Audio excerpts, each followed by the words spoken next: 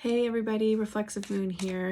So we are currently coming up to a new moon in Virgo for sidereal followers, and it's in Libra for Western followers. And Virgo is ruled by Mercury. The sign deals with matters of routine, sort of the more boring components of life. And because we're coming into a new moon, it may be a good idea to come up with some new ideas or new intentions that you may have for yourself in terms of your daily routine. So whether that be making your bed in the morning, making sure the dishes are done before you go to bed. What else? I feel like the options are basically unlimited and limited to whatever it is that you decide you wish for yourself. So I hope that works out for you. So let's do a general read and see where we're at. Today I'm using the Quiche deck by Sal Biodora. You can watch him on Eat, Read, Love. And this is a really cool deck. It's very sort of anime inspired. Also follows a lot of the same symbolism as Pamela Coleman Smith's artwork in the Rider-Waite deck. It's like a combination of beginner, intermediate, and advanced cards. Some of the cards don't really have any of the original Waite deck. And then some of the other cards are more kind of like a traditional Marcelli deck or Masai deck. Not sure how to say that one. So yeah. Let's do this. Shout out to all my natives out there.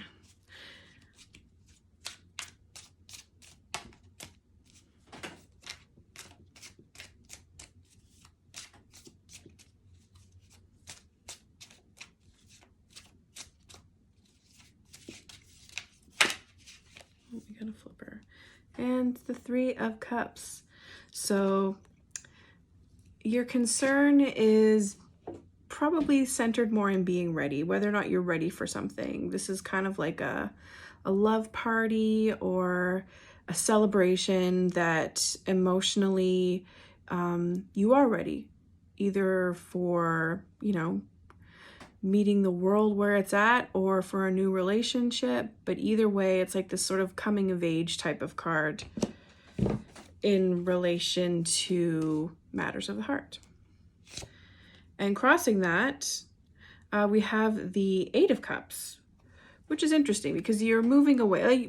You're moving on to something new. Like you're letting go of everything else that you've had, all past relationships.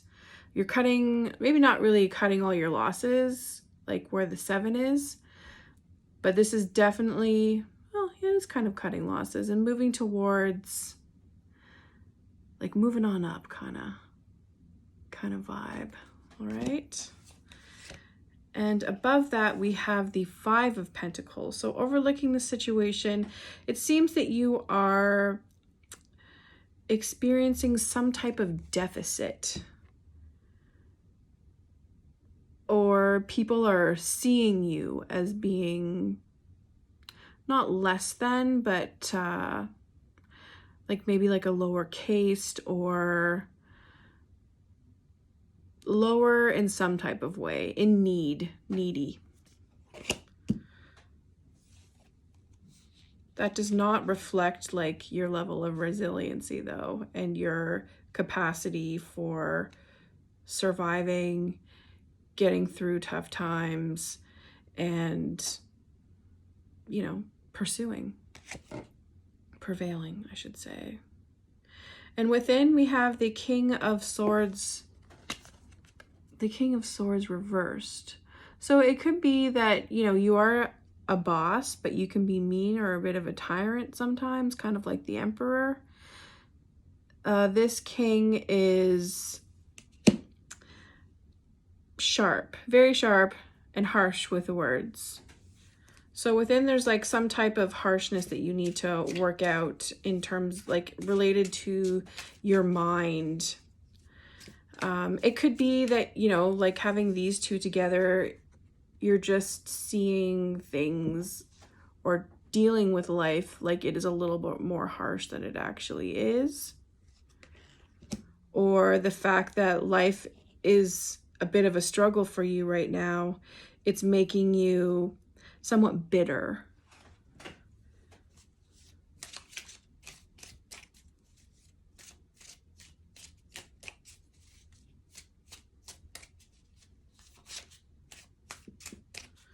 It's like that more money, more problems. That's what comes to my mind right now.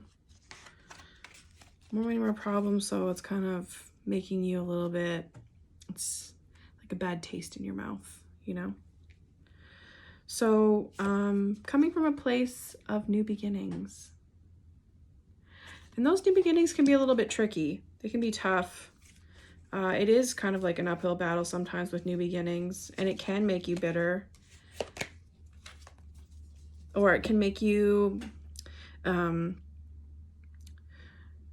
make decisions that are not either logical or just not smart. Not to say that, you know, there's a lack of intelligence, because the king is remarkably intelligent. There's just a bit of a, could be, you know, Mercury, a bit of a communication barrier within yourself where things just are not translating to their full potential. But that's okay. You know, that's what those uphill battles are for, learning those lessons. And if you're already like, you know, a king's student in the game of life, that is quite the advantage, if you ask me. And then we have the Page of Wands. So you're a novice, or there's somebody who's a bit of a novice that you are about to encounter in with regard to honing in some creative, fiery energy. Someone, you know, with a little lighter could be coming around to light the fire underneath your butt and warm you up a little bit.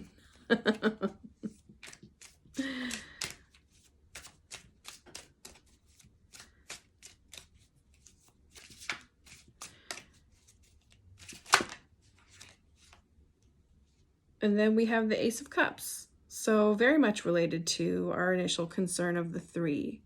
It's that raw elemental energy of love. And you're ready. I'm ready for love.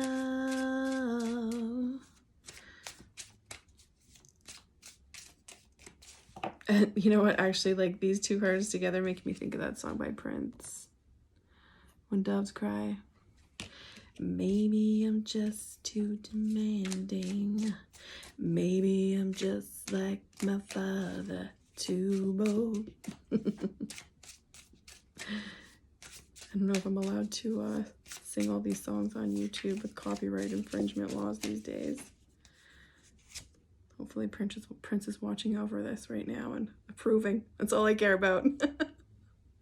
Okay, so we have the Two of Wands reversed. And there's a lack of balance with your creative energy. And maybe that's what people are seeing in you. Or this is just basically like the outside looking. And this doesn't necessarily mean that it's about other people and they're, you know, it's just sort of outside influences. So this could be the outside looking in, or there's a lack of balance outside of you that could be influencing your creative energy, which is totally possible and probable given the current state of many things in this world. It's difficult to stay on track, especially being so isolated for a lot of people, or just not having access to resources, or, you know, being surrounded by toxic people, having to be in a toxic environment, all kinds of things that can be hindering your ability to, you know, light that fire under your butt. Be your own Page of Wands. And what you basically need to do is find some type of way, which has a lot to do with where the moon is at right now, to create a routine, set boundaries, and make it so that you are able to foster that discipline, or cultivate that discipline. And the Seven of Swords. So this is in the hopes and fears section, or spot. The Seven of Swords has to do with basically like theft, stolen ideas. But what's interesting, like, so if you're afraid that people are going to steal your ideas, there's this like episode of Adventure Time where Lumpy Space Princess is, I don't know if y'all know what I'm talking about here, but anyways, episode Lumpy Space Princess, look it up. Just even like all the Lumpy Space Princess things, you'll come across it, trust me, on YouTube. So Lumpy Space Princess, or LSP, is about to go into this talent show, and she's basically, you know, trying to like, she's just being a little bit overconfident, and in that way of being overconfident, she gave away everything. Like, she gave away her act, and then basically everybody took her act. And it's funny because she was so upset over the fact that everybody was like singing her song, These Lumps, and because she's Lumpy Space Princess and she's perfect. Anyways, stealing her ideas ended up allowing her to create something entirely new, and she started a trend in her fit of rage that involved hitting a basketball off of people's heads. So it's pretty absurd, but it's interesting, the lessons that we could learn in the absurdities of life. So yes, shout out to LSP and the creators of Adventure Time. I really wish that would come back on Netflix. It's a favorite in our home. So anyways, hopes and fears is theft of ideas. And you know, this person here trying to be the little robber, they can't handle it all, you know? Like the same thing, more money, more problems. This is too much problems when you're trying to take too much. When you're taking too much, you just can't handle it. You end up having to leave some stuff behind, and you just look like a shitty little hoarder. Oops. Sorry, trying to keep this as G-rated as possible, but we just shifted over into PG. Okay. 18 and over. Ooh. What do we got here? And then we have the World. Final outcome. So you're in the right place. I mean, we are here. Everything is everything, right? Everything is everything. So basically, I don't know, I feel like what this boils down to is your concern for being ready or not. Like, you have nothing to be concerned about in terms of being ready or not for moving forward in life. Emotionally, whether or not you feel like what you're about to pursue or what you are pursuing is ethical is besides the point. Hopefully it is ethical, but if you're overanalyzing and looking way too far into it, then you're just going to be hindering your creative energy this way. And you are, you know, at the beginning of moving on up. Like, it's all in the cards here, right? So totally on the right path. Set your intentions. Get boring. It will help you creatively, believe it or not. And that's it. Thank you all for watching. If you would kindly please hit like and subscribe. I would really appreciate that, and see you again. Please follow me on Instagram. I will also be streaming live on Twitch this Wednesday. So that would be Eastern time around 4 p.m. And then also, that's all, actually.